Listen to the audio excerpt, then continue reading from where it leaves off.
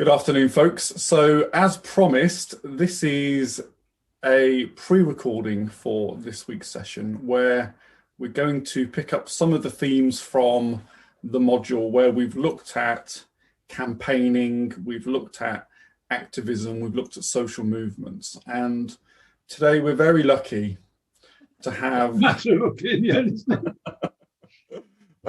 I wondered how long it would take before we descended into chaos. We're very lucky to have Terry here today, and the attempt that we're going to make is that I'm going to interview Terry just to find out a little bit about his history of being a campaigner and an activist over the past few decades now, really kind of beginning around the time, I think, of the kind of mid-70s, which I'm sure Terry will talk to you. Well, perhaps a little bit earlier than that. So it's more like 40 years, I'd say. 40 years of getting active about particular things. Do you want to, as you've already corrected me within 3 seconds, do you want to start by maybe saying a bit about where this came from in terms of where did this start? Yeah, well, I guess it started at university really, because I was a slightly late entrant to university in the sense of the traditional kind of university entrance that used to exist in the kind of early 70s. I went to university in 1972. And about that time, it was really, university entrance was pretty much a standard process of, you went to school, you went through the sixth form, you got your A levels, and then you went on to university. You kind of never exited the kind of school and education process, really. The idea of people going to university after they'd had some work experience or as mature students was a really unusual thing back in the early 70s. And I was a little bit late going to university compared with my peers, because I'd left school after I'd done what were then O levels, and I'd gone into work, and I did my kind of A levels whilst I was in work. But I went on to university 1972 to study for a degree in English with a supplementary in cinema. And I pretty much, for the first 18 months or so, I was a bit of a kind of lost student, really. I'd never been away from home before. I'd never traveled abroad. I'd never done anything, really. I'd come from a working class background, very constrained. But that class thing was the thing that turned me on to politics, really. And it was kind of midway through my university life that I started to kind of investigate and think about social class as an issue. And as soon as you dig below the surface of social class, then what pops up but kind of working class movements and the whole kind of working class organization issue. Things that I, at that point, knew virtually nothing about. The history of the trade union movement, the whole kind of way in which there was a sort of almost a hidden history of working class social movements that I knew nothing about up until that point, when I felt it was I should start to investigate it. So by the time I kind of jettisoned out of university at the other end, by the back end of 1975, I was kind of on the lookout for how I would then sort of continue to sort of develop those interests, really. Right. So you started with that, the idea around the social class, got involved, or not quite involved at that stage, maybe, but became aware of. It was the stories of the working class movement that captured my imagination, rather than being active as such.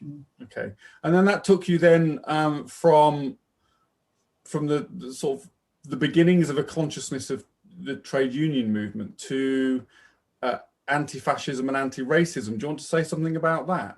Yeah, I mean, this was kind of like the back end of 1975, and I didn't have a job to go to. Nobody thought about going to university in order to get jobs back then. That wasn't the purpose of going to university back then, you know. The whole kind of experience of university and just being kind of exposed to kind of ideas was what that was about. So I had no idea what job I was going to do or anything at that point. So I spent 12 months, or the best part of 12 months, kind of unemployed, really, signing on to benefits. And that gives you a lot of kind of free time. And the whole kind of investigation of the working class stuff. Remember, there wasn't an internet then. There were no computers or any of that stuff.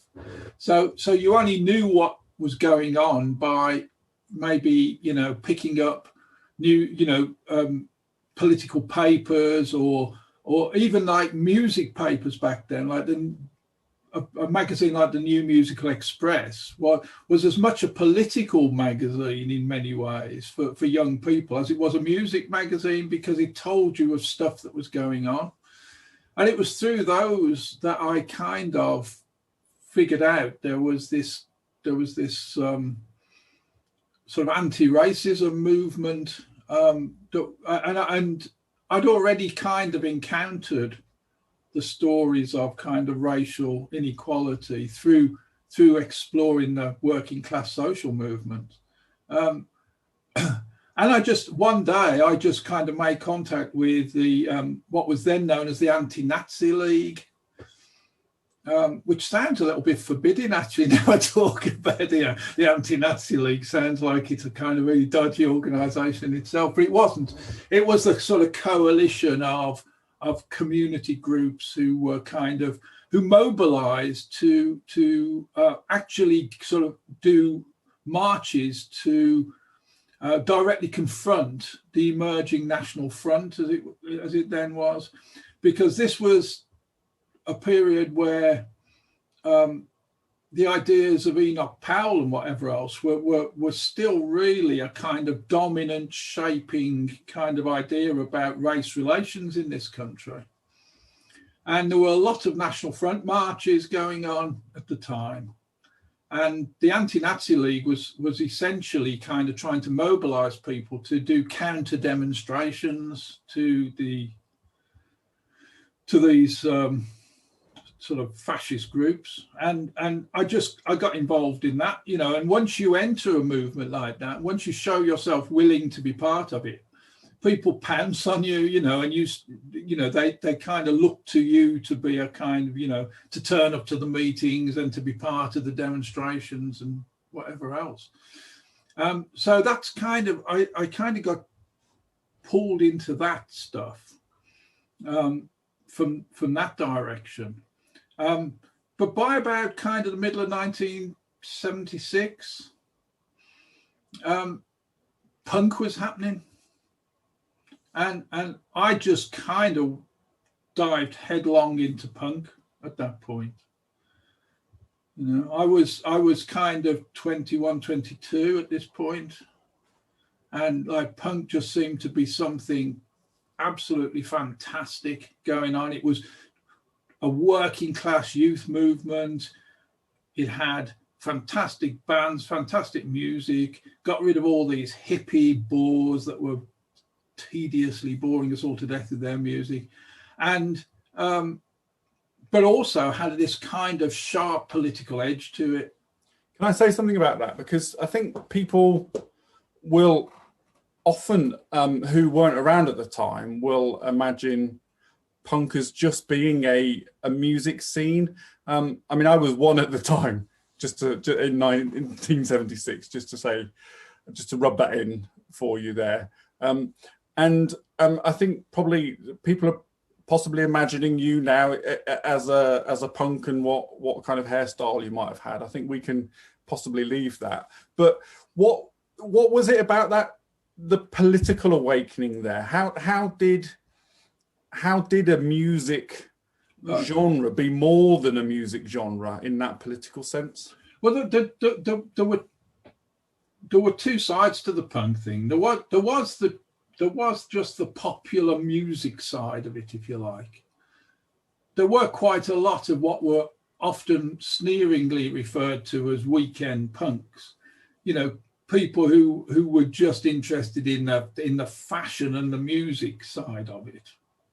That's definitely kind of was part of it. And if you see retrospectives now on TV about punk, it all focuses on that music and fashion kind of angle of it. But there was another punk that existed, and that was the sort of political punk based on what was known as the situationist movement. This was a French philosophical political movement that had been active in 1968 in the Paris riots. And the situationists basically said that you know, rebellion is on the streets and it's for working people, and it's a do-it-yourself, make your own revolution. It was a do-it-yourself revolution. And this fitted perfectly into the kind of political punk model, this situationist philosophy. And there were bands like The Clash and others who were explicitly kind of political. And they were also tied, the Clash were very much tied to the anti-fascist movement. Many of their songs were reworkings of reggae songs, for example, you know, as a very deliberate act of common cause and all this kind of stuff. So there was a sort of political punk, and there was a sort of popular punk, if you like, and it was really the political punk stuff that sucked me in. Okay, and then you went from that sort of punk scene, and there's also a rock against racism. And what were the links there? Well, first maybe start by saying what that was about, and then how that was a connection between that and the punk stuff as well. Well, I will do, but what I should say is that around about this time as well, I entered teacher training. As an anti-fascist? I entered teacher training as all of these things. And I deliberately kind of signed up to teacher training because I kind of wanted, or I had this kind of rather absurdly naive idea that if I became, you know, if I got trained as a teacher, I could take these ideas into schools, which is what motivated me to go and do teacher training. So I was at Birmingham University teacher training program, which at that time was kind of absurdly liberal in the sense that you didn't actually have to do anything. You know, almost as long as you were registered on the course, you kind of qualified at the end of it. They didn't really demand anything of you. A couple of teaching practices was pretty much all I had to do. So that was going on. And I had this kind of idea, this rather romanticized idea that I was kind of infiltrating the establishment through this kind of route. But, you know, in the outside world, the whole kind of race relations thing was becoming incredibly toxic. And I think it was the kind of back end of 75, early 70s. You have to forgive me on some of the dates because I'm an old man and I've forgotten the exact sequence of dates and things. But Eric Clapton, who was then a sort of hugely revered kind of musical figure, appeared at Birmingham Odeon, and he was drunk, but that's no excuse for the fact that he made an extraordinary inflammatory speech from the stage about how Enoch Powell was right, how all the black people should bugger off home, and all this kind of stuff. And the kind of alternative kind of music scene, the punk music scene, kind of responded to this by saying, actually, you know, this man doesn't speak for us. This, you know, this is not acceptable. And then almost kind of immediately afterwards, David Bowie was passing through an airport and was seen to be giving Nazi salutes, which he later sort of was really embarrassed by, as you should be, but he was completely out of his head on cocaine. And the conjunction of Eric Clapton and David Bowie appearing to kind of legitimize the racism that was such a problem at that point triggered a new movement, and this new movement was called Rock Against Racism, and it was a very deliberate attempt to try and mobilize young people behind a progressive message rather than behind these kind of racist messages. And it became, for a short period, a really important vehicle for young people to get involved in the anti-fascist struggle. And can you give us a flavour of what that getting involved meant for you? Well, it meant propagandizing quite a lot. It meant going along to meetings. It meant spending time with other people in the group, writing leaflets, pamphlets, putting up posters, organizing marches, you know, just doing a whole range of kind of things that would put out a kind of a kind of blanket coverage of messages about anti-racism, really, and building kind of coalitions with Black groups. One of the kind of big issues of that time was you know, how can white people help Black people and not just repeat the kind of patronizing colonialism of the past? You know, how can white people be part of the struggle? And I went to kind of bloody endless meetings discussing, you know, these kind of issues. It was quite often you felt you were spending more time actually in these kind of discussion groups than you were actually doing anything. But they were necessary kind of discussions, really, because people were trying to work out how to kind of to handle this stuff, because quite a lot of Black people at that point had got pretty much fed up with everything, and that they were saying, well, you know, it's no good looking to white people to be your allies because they'll always let you down. You know, you've got to, you know, separatism is the way forward. But equally, there was equally a group of people who were arguing, and I was on this side of the debate. My argument was that actually this kind of identity politics stuff, this saying it's all about being Black rather than about being something like working class, is wrong. You know, that actually what we're talking about here is you know, lots of people with a common experience of being of experience inequality in some form, that we should be able to kind of support and learn from each other. So there was a sort of that, you know, there was a lot of debating going on around that.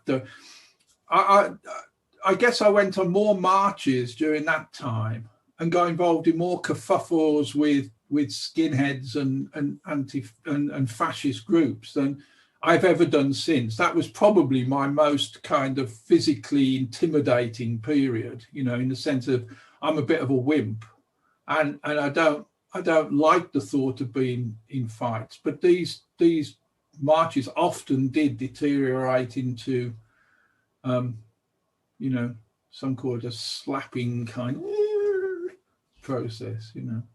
I mean, you're giving us a lot to imagine this afternoon. So thank you for that. Again, I'm imagining you doing this in you know, what I'm imagining is this kind of stereotypical punk haircut. No, you mistake it if you think the punks sort of all had, you know, cockatoo hairstyles and things. They didn't. Ruined my life. You know, for a start, I had hair. And secondly, it wasn't this color, but it was and this was one of the kind of things, it was self-cut. You just hacked your hair off, essentially. So it was a bit of a kind of spiky mess, but it wasn't like a cockatoo or anything, you know. And no, that's fine. Thank you for the clarification. And under the lockdown currently, I think we've all got some empathy with hacking our own hair off. Yeah, I mean, yeah. Not long before I end up hacking my own head off. And sugar and water was much favoured as a hairdressing solution. Lovely. You mentioned earlier about common cause and single issues, and that's a theme that we've talked about in the module actually quite extensively, and for very good reason. And we've also talked about it in previous modules as well. But you seem to come to a sort of a period of enlightenment quite early on there. How did that come about for you? Was that just... Well, it's kind of forced on you. I don't think you necessarily have a language for it, but you know it's an issue. You know what I mean? It's sort of it's always there as an issue. This kind of whole idea about, well, how do I as a white man, how do I come to terms with wanting to support women's liberation, or how do I come to terms with wanting to support Black people's struggle for equality? How do I, how does a white heterosexual working class man find common cause or common enemies to confront with gay people? All of these were forced onto you effectively. They you didn't have to go looking for them. They were always there, but you didn't necessarily have a language for it. You know what I mean? You didn't necessarily say, oh, this is about common cause or intersectionality and all these things. That's a language that came along later. For me, it was just confronting the kind of realities of things. What do you want me to do? What can I do to help? How can I help in a way that helps you rather than helps me? These were just kind of things that you had to kind of work out on the ground. I go back to saying, Keith, there was no social media, there were no computers, there was none of this. All this was done face to face. It had to be. And what was interesting that you said earlier as well is that you spent a considerable amount of time debating these issues with others versus actually going out and doing that. And that might come as a surprise to people. So there's a kind of a question about being an informed activist versus an ill-informed activist.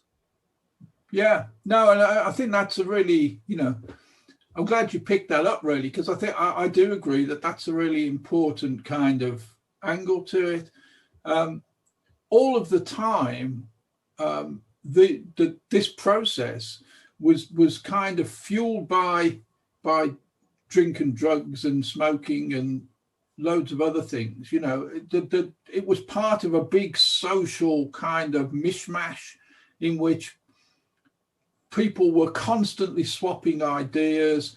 They'd say, have you read this book? Have you heard this record? Have you done it? So it wasn't an earnest debating thing. It was a kind of learning from each other in a kind of, constantly creative, constantly sharing group of people, So I don't want you to go away with the impression that we all sat around in a circle rather earnestly debating things. It wasn't like that at all, A lot of these kind of endless debating sessions, it would take place in somebody's front room and would usually end up with you vomiting into the toilet. Drunk out of your mind.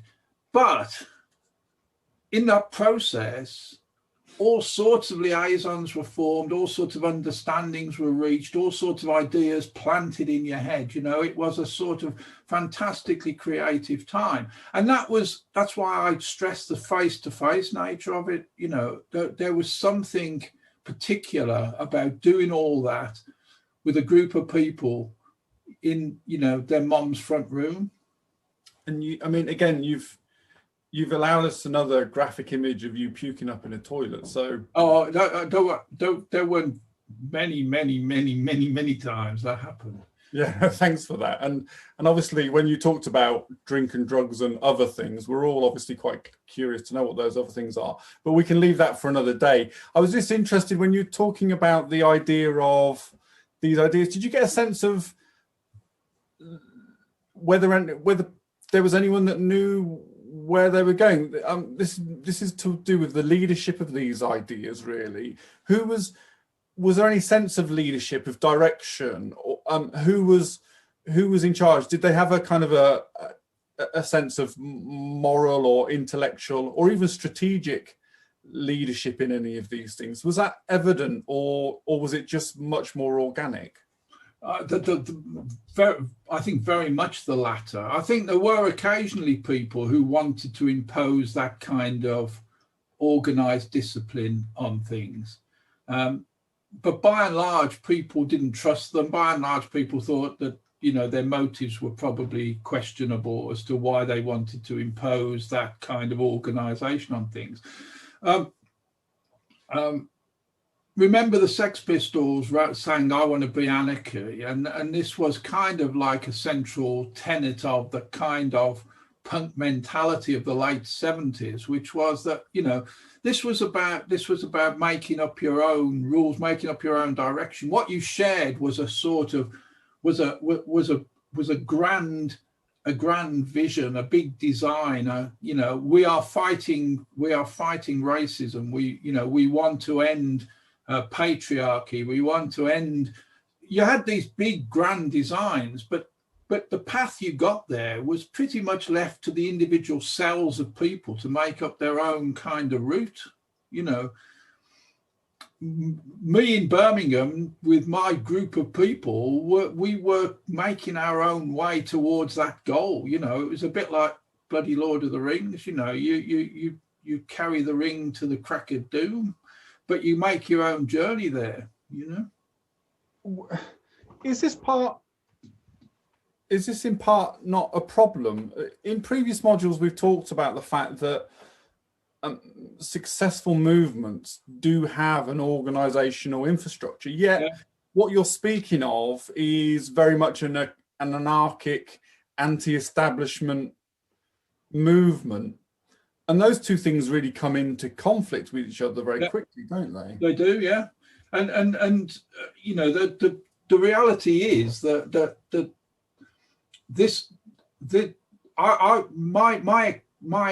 my interpretation of this is that it limited the lifespan of many of the groups I've been involved in, because people weren't prepared to submit to a sort of iron discipline organization. Remember, I'm kind of, by this point we're talking about, I'm in my sort of mid-20s at this point.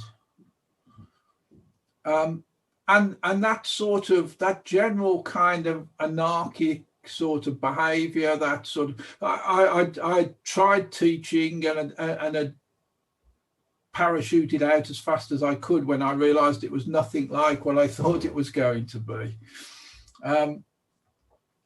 So by 1978, 79, I was unemployed again. I got a short-term job hiring road drills out to Irish Navy groups working around Birmingham, which was the most bizarre of jobs I've ever had. I ended up taking a job in the Department of Health and Social Security just to earn some money. But it turned out to be my first introduction to organized trade unionism, because the civil service, despite what you might think of it, in 1979 was very highly unionized and very strictly organized in trade union terms. And it's the first time I encountered sort of really organized political activity through unionism at that point. And so I started to kind of leave behind that more anarchic kind of stuff, because as I was growing older, it felt like I needed to move on to something that had a more kind of deliberate organization and a sense of direction and a reason for being, Just before you go on to the trade union stuff, because I think it's really important, and that gets me to make my line about going from punk to picket line, which I've been rehearsing all week. before we make that jump, it was just, can I go back to something that you'd said earlier? Because it raises, I think, another interesting point about organizations coming together to bring about change within society. And we looked at different models of activism a few weeks previously. It was this idea really about the tension between you being given a platform and being incorporated into the system. Right. Because I think we see examples of that today, like the LGBT plus movements, how that's become kind of incorporated.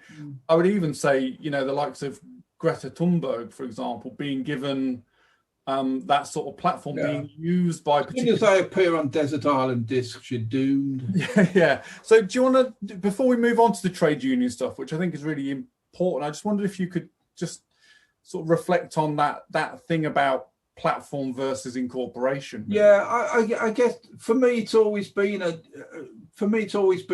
easy thing, that, because whatever I've chosen to get involved in, right from the very earliest time, from the moment I left university, I had one sense of what this was all about, and for me it was always about revolution, and always has been. I don't believe in midway solutions to these things. I don't think there is an accommodation with capitalism. Capitalism lures you in and eats you. I don't think you could, it's like believing you can make friends with a tiger. It's just not going to happen. So I've never, ever subscribed to action that is anything other than, in my view, a contribution to revolution. So the consequence of that then is that you're refused a platform. Why do other people? I suppose I'm asking you an impossible question here as to why other people think the way they think differently to you. But why do you think other people go down the kind of trying to find a platform at the risk of incorporation route? Why? I guess because it's Well, I think the I guess that's an argument that reflects on the suffragettes and the suffragists, as well. Well before my time, they were having that kind of dilemma. But one of the most important influences in my life politically is Bob Dylan. I think Bob Dylan's insights into politics and individual behavior in politics is kind of unparalleled in the world of popular culture. And quite often I find myself reflecting on Bob Dylan's words. And he's in one of his songs, he said, "When you ain't got nothing, you got nothing to lose." And that's a really, really important kind of idea about what often drives the revolutionary spirit. In the end, you have to decide whether you've got something you want to protect more than you want change to happen. For those people who feel that they don't want what they see as the kind of chaos of revolution, of losing everything, or of everything changing. Revolutions are daunting things, and people drift. As you get older, the story goes, you're more likely to become, milder and milder in your sort of analysis of what needs to happen, because you've accrue stuff around you, and you feel you've got something to lose, something to protect, something that you. So when you're young and you don't have anything, it's quite easy to be revolutionary of spirit. It's much harder when you're older and you think about, oh, I've got children to think about, or I've got a wife or a husband or a hamster or something to think about, and the revolutionary spirit gets kind of turned into, well, I'll accept second best rather than first best, because I don't know if I can go through the kind of chaos of revolution. And but I've never thought there is an answer to any of these questions without revolution. I think everything else is Band-Aid, everything else is sticking plaster. I just wanted to make a link back really for the students to discussions we've had around hegemony, bread and circuses. These are the sort of things we've talked about, and that kind of resonates really with what you're saying, this idea about how does a society without or a governmental regime, if you like, how does it manage a society without kind of driving the tanks in? And we've talked about these things around, the fact that there's this sort of apathy. The cost of changing things is greater than the cost of just putting up with things that aren't that great either. I just wanted to make that link for the students. It's just that for me, I reached a kind of analysis that I've never departed from, and that is that capital will never give you anything, and they'll constantly take from you and never give you anything. But I think as I got older, realized that actually breaking down the edifice of capitalism is a bit like a Japanese water torture. A little drop of water drops on something for years and years and years and years till it erodes it away. And I feel kind of I'm engaged in a process of just dropping my own little bit of water onto that system. I won't see it change in my lifetime, but it will change. Okay, that's useful. So you've described yourself as a big drip, which is nice, and I think that's quite helpful for the sake of the tape. Nice one, Keith. Thanks very much. On your feet with that one.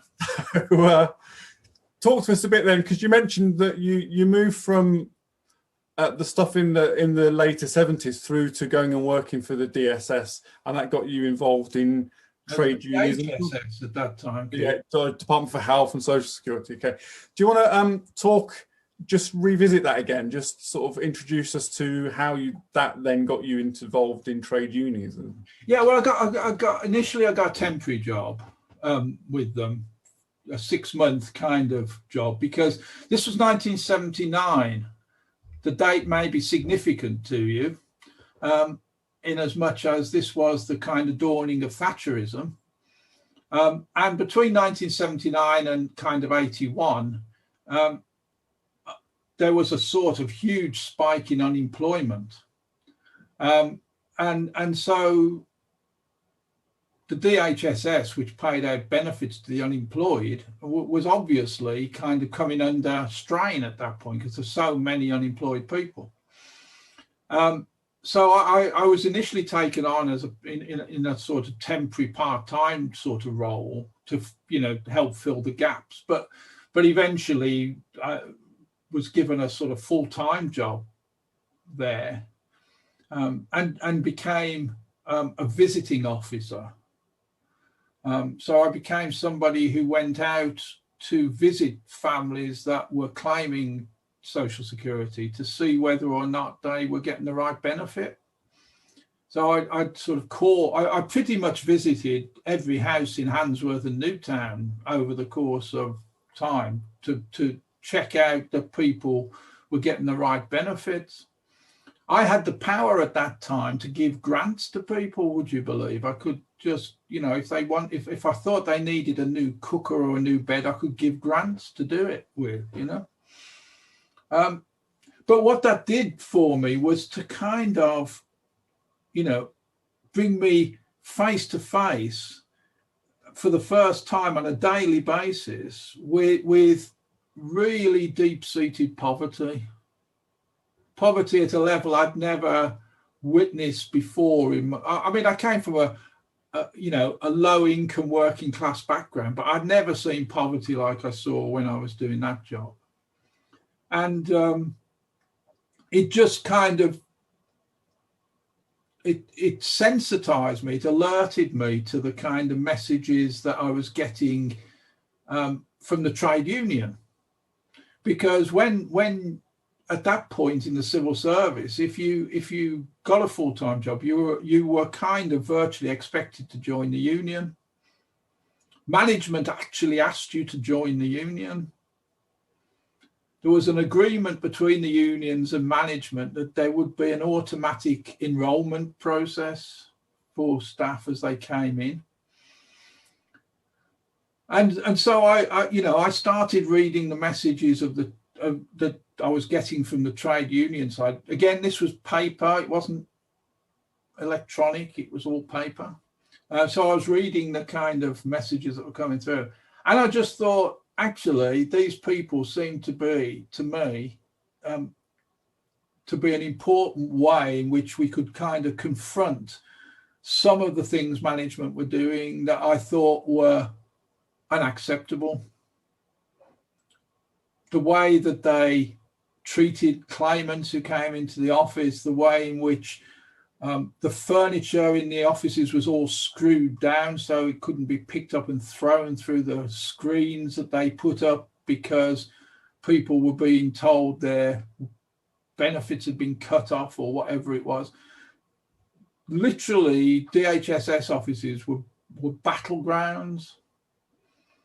And becoming active in the trade union side was a way in which I could legitimately challenge management.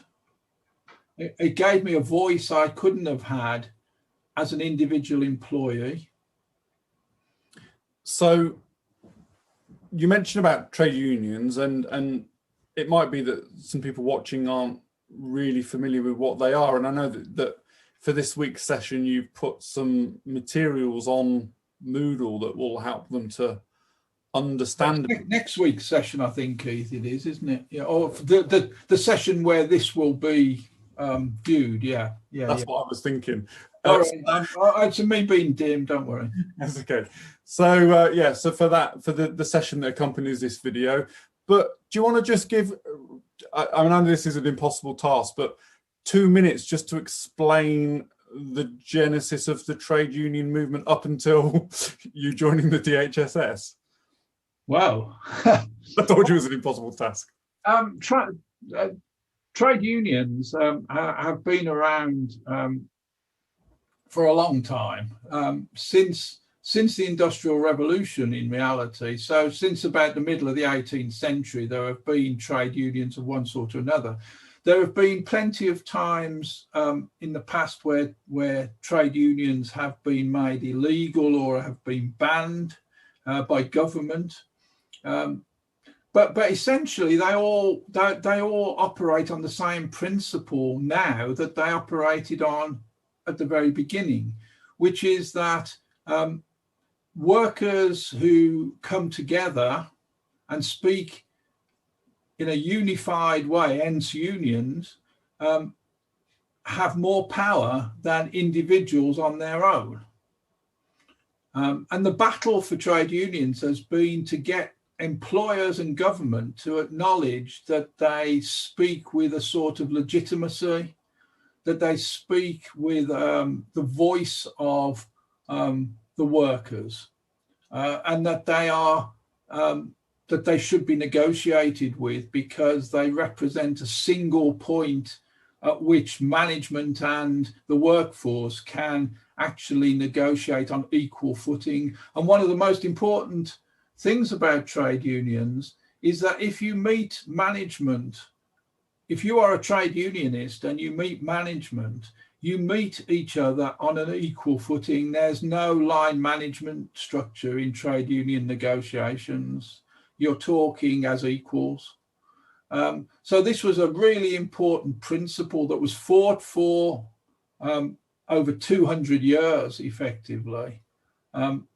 And it took most of that 200 years to get trade unionism made, established and legal. It wasn't until the second half of the 20th century that really trade unions were kind of given that status of being legitimate parts of the working environment that which you couldn't just ban at a whim, you know.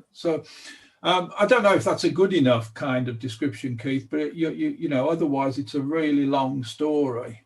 No, that's fine. And as I said, there are some slides that students can have a look at. I think the word union kind of, in a sense, is as self-descriptive as it could possibly be.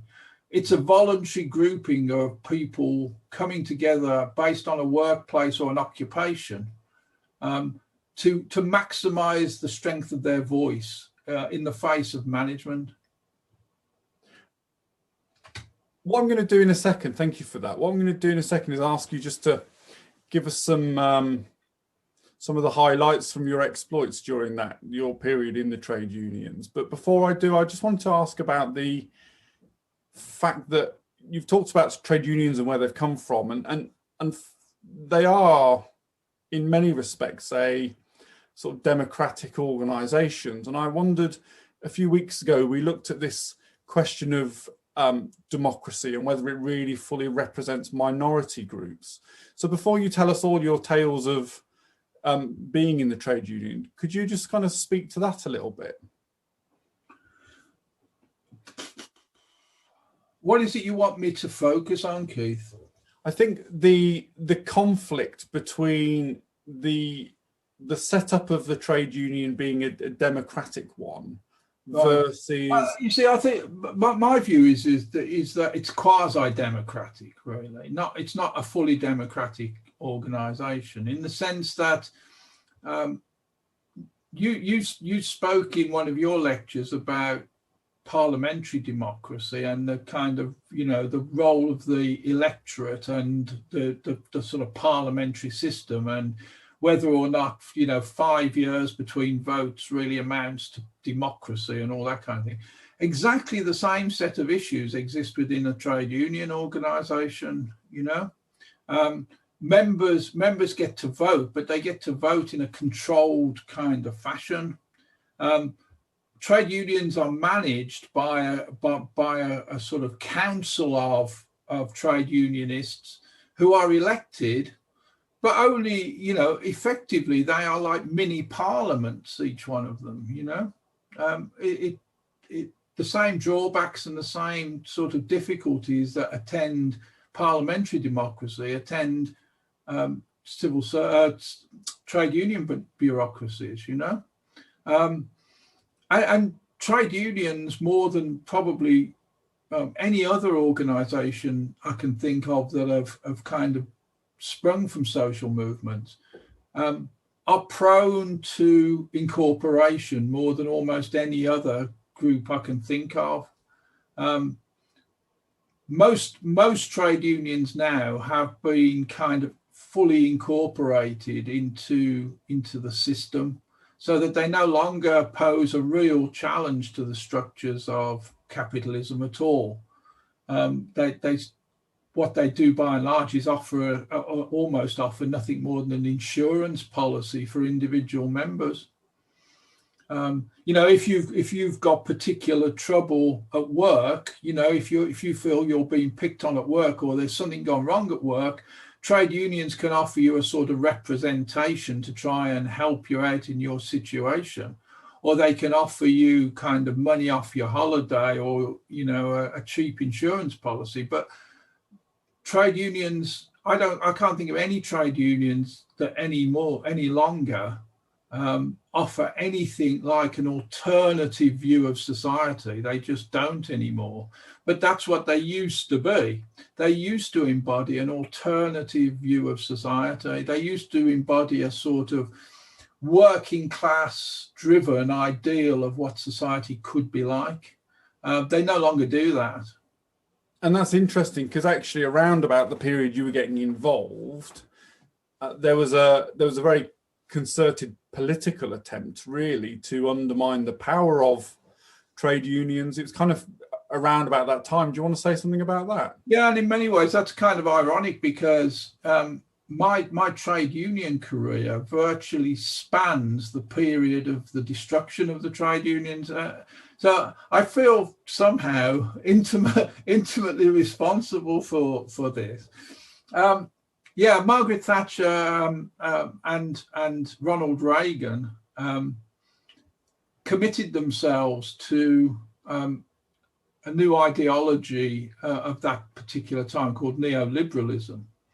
And really the key to neoliberalism is this notion that all relationships, all human relationships are driven by competition, that the individual is more important than the collective, and that the elite rule because the elite deserve to rule, and their position has to be maintained at all costs. And a very early analysis the Thatcher government made was that the biggest challenge to elite power was the trade union movement, because it had previously successfully challenged other prime ministers and brought them down. The miners in particular had a fantastic success rate at bringing down governments. So there was a very deliberate policy pursued to effectively destroy trade unionism. And it culminated in 1984 and into 1985 in the miners' strike. And for those of you who don't know about the miners' strike, if you don't do anything else before you leave university, after you've read Pedagogy of the Oppressed, go and find out about the miners' strike, because it is the single most important social event of the late 20th century. Anyway, the miners' strike was effectively the pitched battle between trade unionism and the government won. And it really opened the door to the systematic destruction of trade unions as a political force. Trade unionism virtually ended as a significant political force by the second half of the 1980s. And it's interesting, isn't it? Because you're absolutely right. And if you listen to Labour politicians, and remember, Labour has a very close history. Labour came out of the trade unions.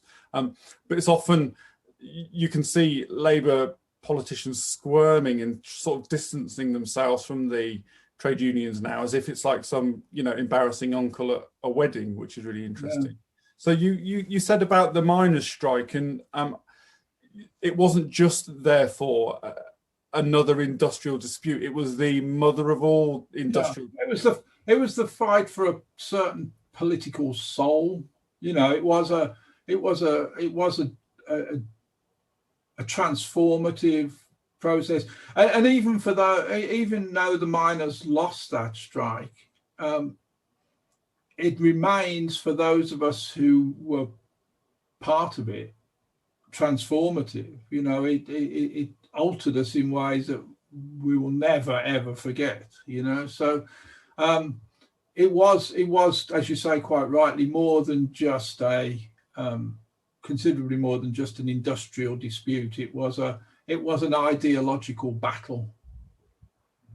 Interesting. So can you say something a bit about, you're obviously around and getting more and more involved in trade unions at that time. What was how involved were you with the miners' strike?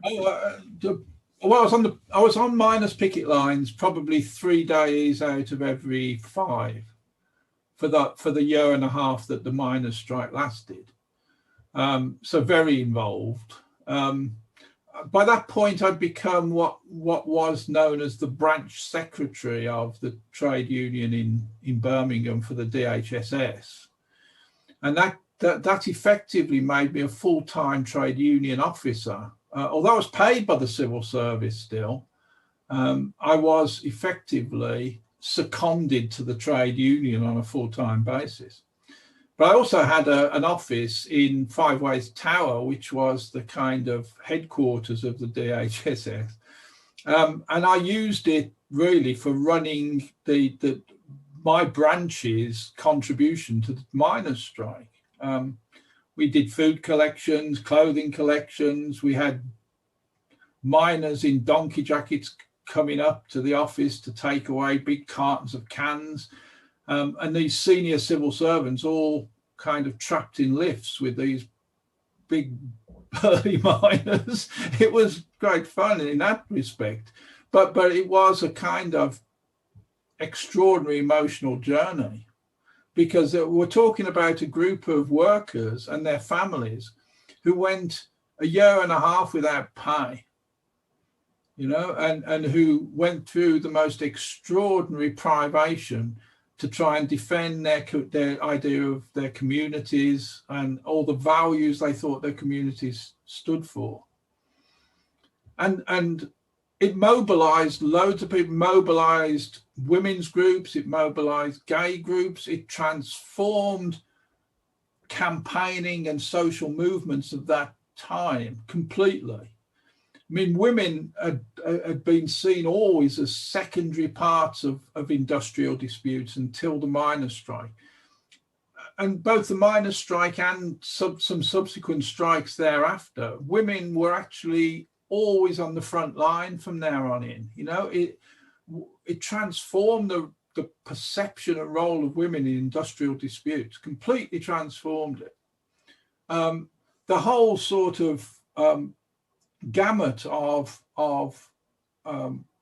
organizations from across, Black organizations, women, gay and lesbians, the whole kind of range of exploited and groups who felt they had an axe to grind with government found kind of common cause with the miners. It was extraordinary. But also it transformed the state, because the state mobilized the police, it mobilized the media, it embedded BBC reporters in the police. The police infiltrated miners' groups with spies. My phone was tapped. It was the most extraordinary thing. So, it wasn't just the trade unions who were fighting a last-ditch battle. It was also the state. And, they learned lessons just as we learned lessons. But the power ultimately always lies with the state. Which is really important to think forward to today, really, thinking about the nature of protest and campaign that's happening now and the response to the state. So even stuff that was happening, we're talking nearly 40, well, it is 40, almost 40 years ago, kind of still has a really strong resonance to today, actually, and certainly the way that there was a significant shift. That is interesting. Do you want to?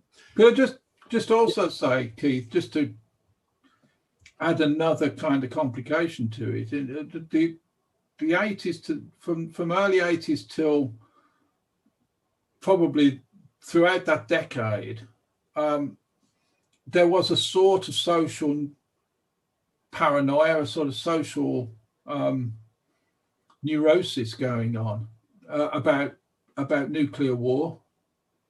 There was a sort of, unless you were there, it's very hard to kind of get this across, but people genuinely thought we were on the verge of nuclear war during those early part of the 80s. And so the peace movement was also a huge kind of part of my life at that time. And I was involved heavily in the campaign for nuclear disarmament. I had a very mysterious trip to Greenham Common, various other kinds of activities also. So whilst the big fight around the miners and the unions was going on, unions were also involved in these wider social movements, peace movement and anti-racism as well. So the unions became a kind of vehicle through which I could express all of those kinds of activities, really. Were are unions anti-racist and anti-sexist? Well, certainly that was the rhetoric of the kind of time that I was involved with them, Keith.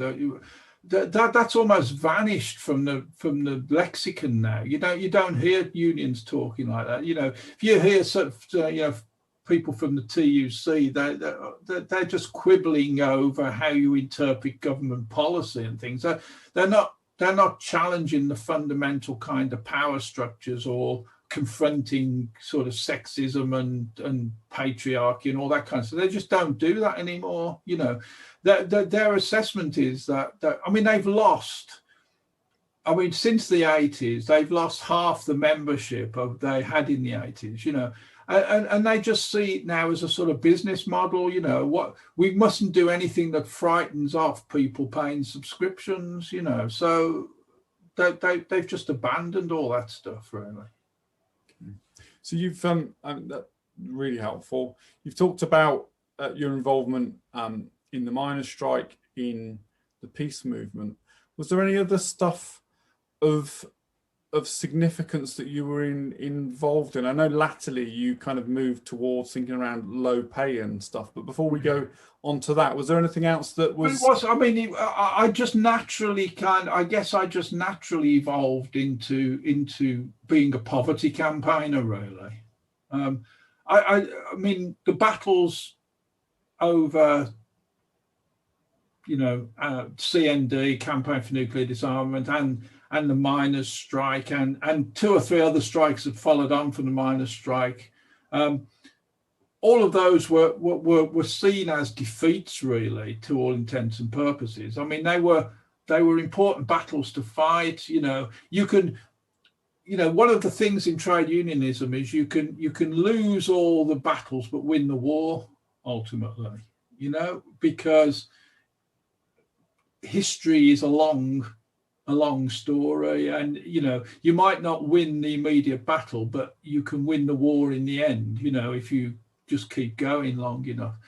All of those things, they're tiring, Keith. They wear you out a bit, and I found myself more and more drifting towards kind of trying to make sense of my experience of confronting poverty, and it kind of moved to be central to my sort of sense of what I wanted to do. I wanted to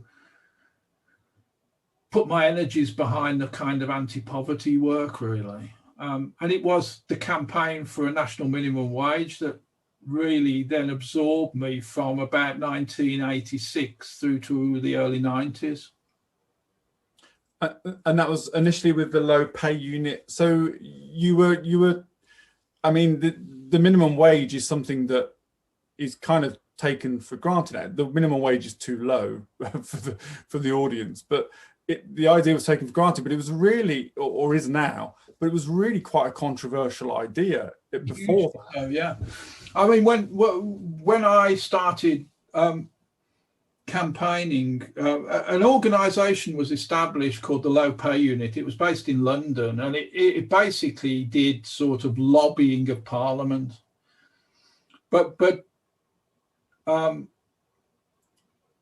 Frank Field, a Labour politician and well-known scumbag, as it's turned out, has at that point decided it would be good to have the low pay unit represented in the regions.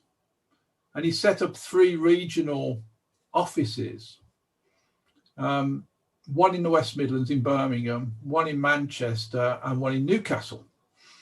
And myself and 2 other people were recruited to be the West Midlands office. And our job was really to get out on the street and campaign for a national minimum wage. So we weren't expected to do research or anything. We were expected to do street campaigning effectively. And And at that time, we were thought to be completely nuts. You'd go out onto the streets of the West Midlands, Walsall and Coventry and Dudley, and you'd set up a kind of pace table with some stuff on it and try and sort of talk to people about the need for a national minimum wage. And everybody thought you were just crazy, At first, they thought you were a religious maniac. And then when they established that you weren't, they'd listen for a bit. And then they'd say, well, that's all well and good, mate. I agree with that in principle, but it's never going to happen.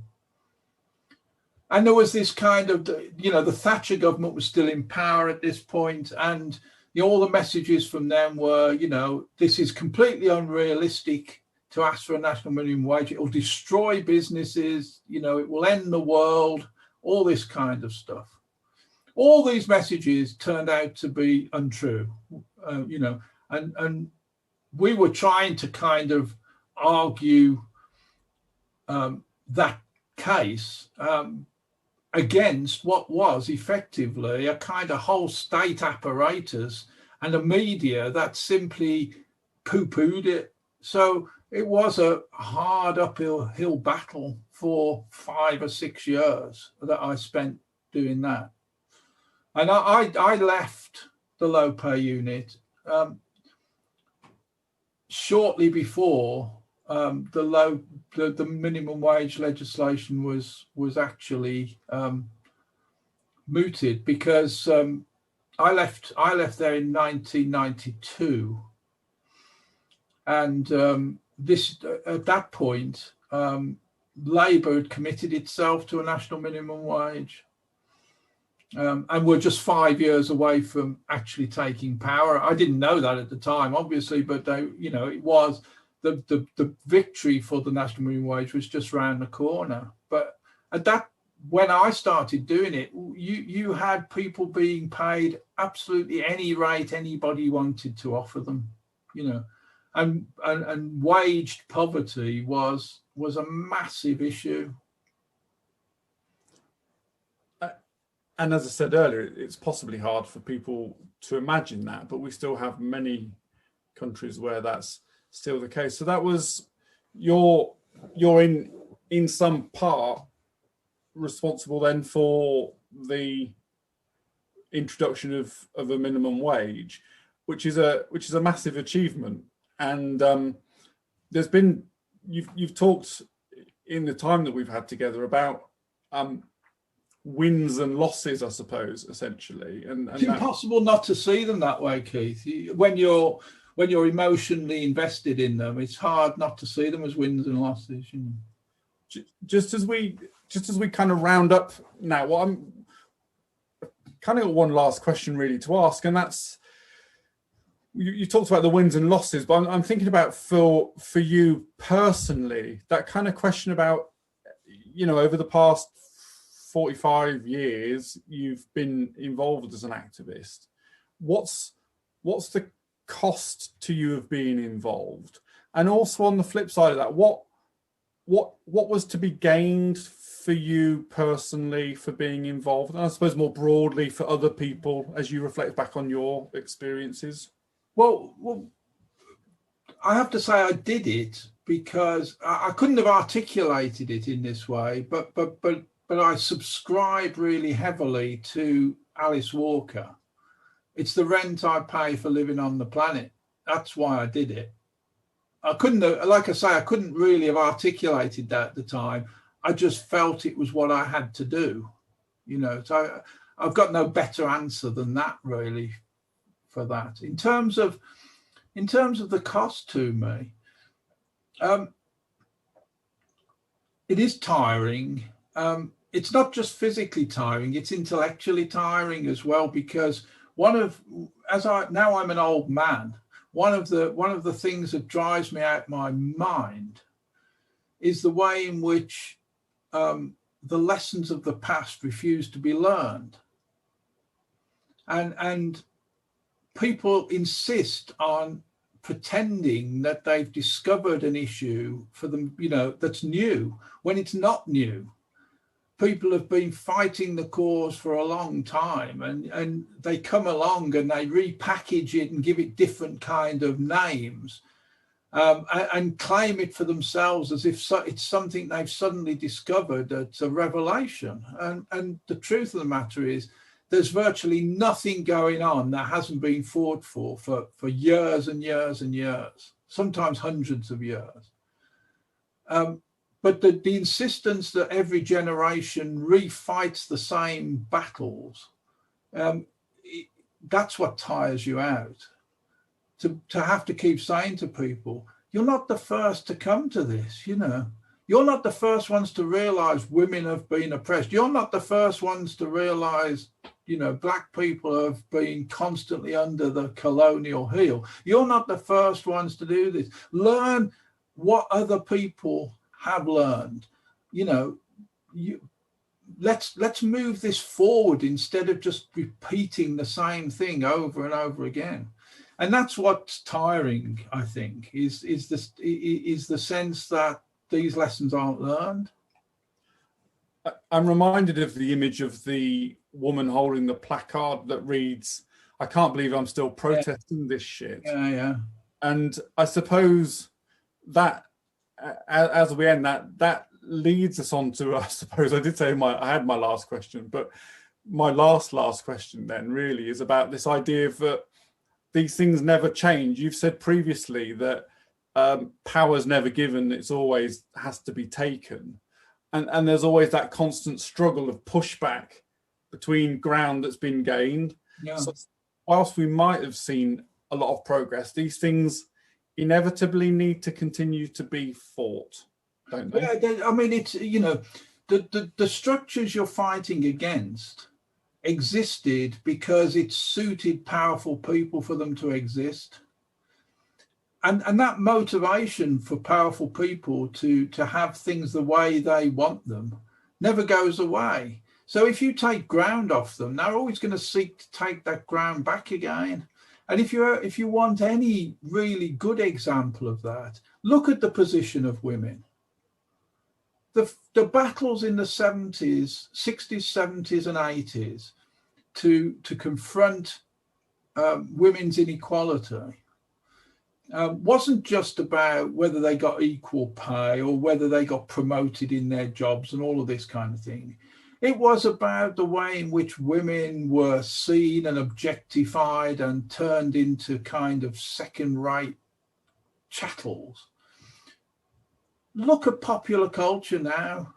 It's smeared with examples of women being told that, you know, you're worth it, and, you know, beautify yourself, and all that kind of, all those regressive and negative things are being presented back to women as representations of their own power. This is just utter baloney. It's nothing to do with their power. It's to do with them being exploited by men. And that battle it's all got to be fought again. It's all got to be fought again. So you end up in this situation where the battles never go away, Keith. You know, and that is something about the nature of life under capitalism. The battles never end. Yeah. And I think that's a really good point on which to leave it. Thank you so much for today. I, for one, if I were in a battle, I would certainly be a lot happier having you on my side on the battle. So thank you for your enlightenment, and I hope that the students that are watching this have found this useful. Yeah, I hope it doesn't bore them to death.